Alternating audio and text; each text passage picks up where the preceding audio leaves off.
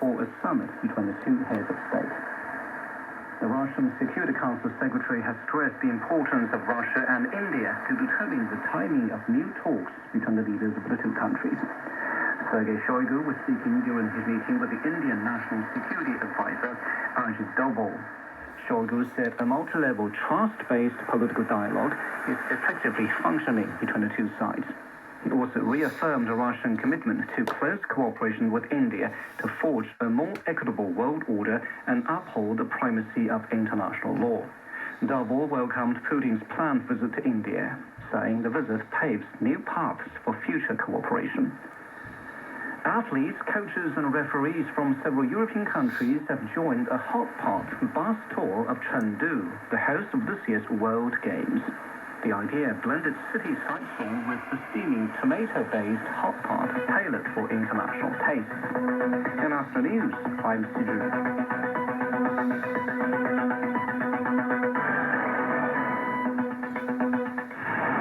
Daily news and analysis.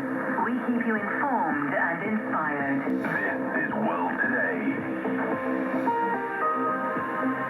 Hello and welcome to World Today. I'm Zhao Yang. Russia has announced it will stop abiding by the terms of a defunct nuclear missile treaty with the United States.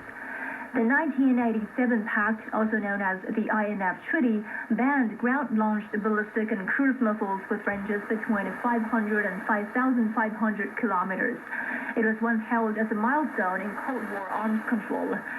The United States withdrew from the treaty in 2019 during President Donald Trump's first term, citing Russian violations.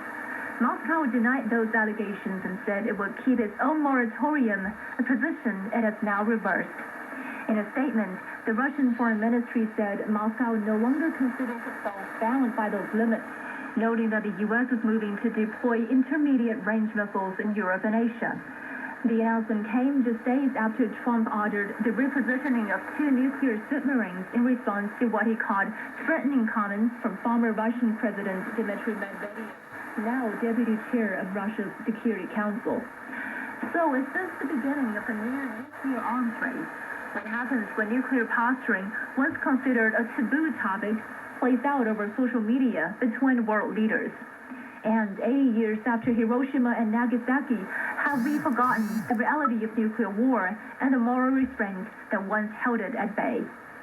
For these questions and more, we are joined by Kamal Makilialiev, Associate Professor at the School of Global Studies at University of Gothenburg, Joseph Siracusa, Professor of Global Futures at Curtin University in Australia, and